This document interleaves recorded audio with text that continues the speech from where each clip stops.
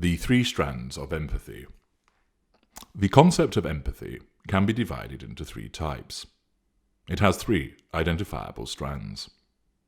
First of all, there is the idea of cognitive empathy, whereby one can understand the point of view of another person, recognize and understand what the emotions of another person mean, and what the acceptable response should be. I am able to understand another person's point of view, but I won't accede to it, unless, of course, I see some interior gain to be obtained from expressing that I understand and accede to that point of view. Even where I explain that I understand it, I still am unlikely to accept it, because to do so would be to give control to the other person, and that can never happen. Of course, empathic individuals are experts at understanding another person's point of view. They can operate with cognitive empathy, which sits within their emotional empathy. However, the application of cognitive empathy by an empath is more expansive than its use by a narcissist. The cognitive empathy combines with the emotional empathy so that the empathic individual goes further. They will exhibit patience to allow the other person's point of view to be articulated. They will ask questions to draw out this view, and they will apply it to their own situation and experiences. Empathic individuals want to understand the other person's point of view. They not only give it a platform to begin with, but they also allow it to be aired, expanded, and applied. The ability to do this bleeds into the empathic traits of patience, needing to understand, being a truth seeker, compassion, honesty, decency. That need to understand and the ability to see another person's point of view also means that the empathic individual is far more susceptible to the word salads, the circular conversations, the lies, the half-truths that our kind deal in. The empathic individual endures these manipulations and others as they try to wade through the quagmire in order to flex their empathy so that they understand the narcissist's point of view. Of course, our point of view operates from a completely different perspective, and therefore, until such people realize that that is the case, they have no hope of actually achieving it. They find themselves repeatedly frustrated, unable to understand why the narcissist just can't see what is happening. The greater narcissists and the ultra have substantial cognitive empathy. We understand the other person's point of view and emotions. We also know how we are expected to respond so that we are able to mimic the external indicators of those emotions which we do not possess, such as joy, happiness, sadness, and thus we fit in with those around us with considerable ease. If you want to understand more about this, see The Imitation Game. Sometimes there is the very slight discernible delay as we rapidly recall what the appropriate response is, and then ensure we arrange our features, language, tone, and body language to match the emotion that we wish to convey. But this is all entirely cognitive. We do not feel these emotions. We do not operate from a place of feeling. Mid-range narcissists have good to very good cognitive empathy, dependent on the relevant subschool. And they follow a similar path to that of the greater narcissist or ultra, but they may have certain responses missing, and there will be more of a delay before the mimicked emotion is displayed. Occasionally, the mid-range narcissist will get it wrong and provide a response which is somewhat out of sync to what is required, or can come across as stiff and robotic, since they don't have the practiced ease of the greater or ultra in mimicking the acceptable response. Lesser narcissists don't have cognitive empathy at all, and therefore you'll be faced with someone staring at you as they are unable to comprehend what they should be doing. This, coupled with their lack of awareness, means they often have no idea that there's something wrong, and similarly have no idea of what the appropriate response ought to be. Secondly, there is empathy concern or emotional empathy, whereby an individual is able to feel the emotional state of another person, feel a response in reaction to that, feel a need to address that emotional state, and therefore show the appropriate concern for the individual, invariably through actions as opposed to solely through words. In all schools of narcissism, we have no capacity whatsoever for emotional empathy. Some of us have cognitive empathy, lessers do not. We feel nothing for anybody else with regard to sadness, concern, joy, happiness. There is simply nothing there. Our cognitive empathy, where applicable, enables us to recognize something is wrong, what the response of the individual means, anger, hurt, upset, frustration, etc.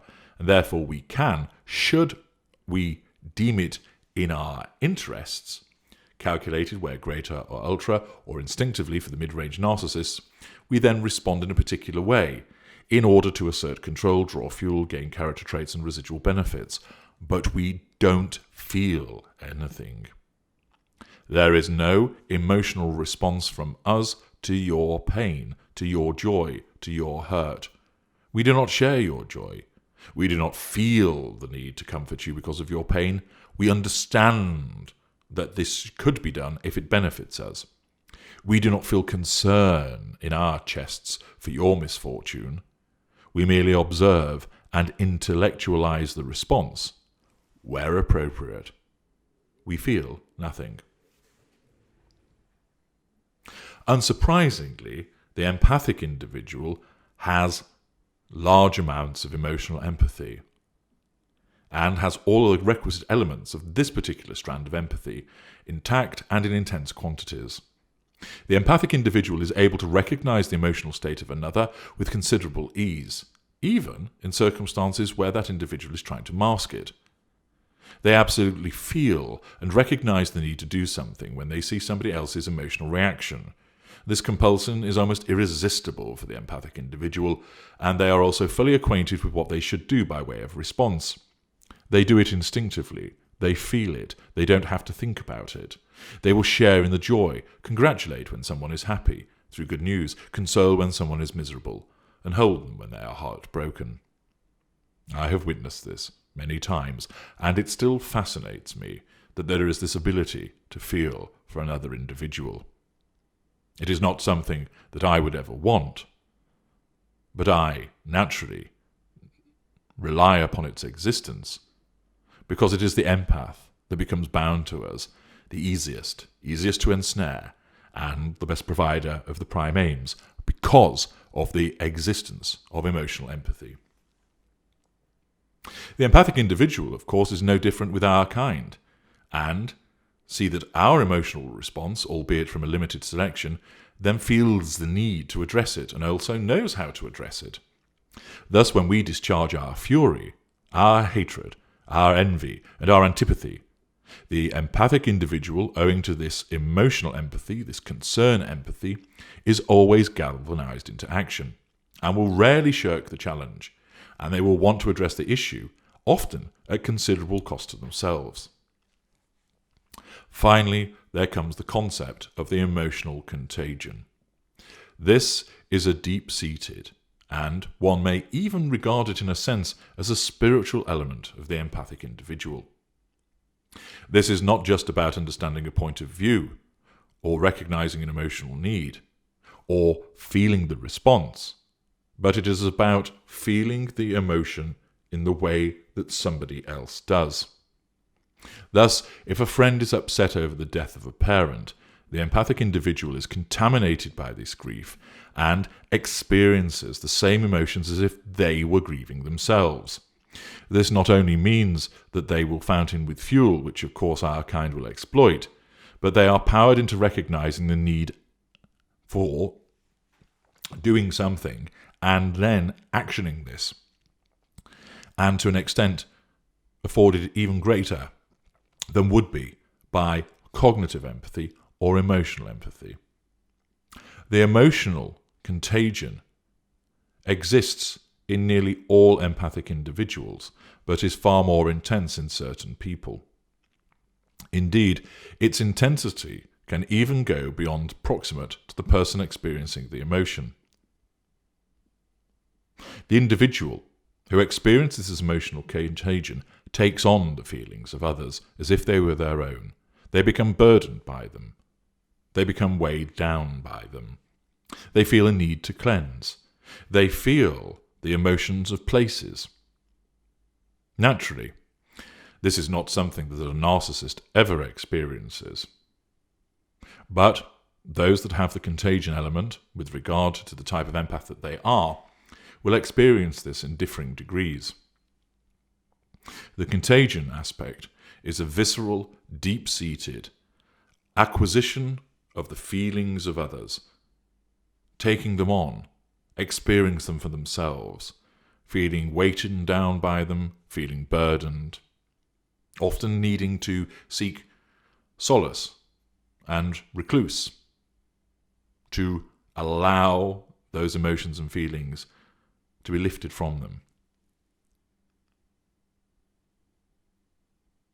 I have heard many of those that I've dealt with talk about such experiences.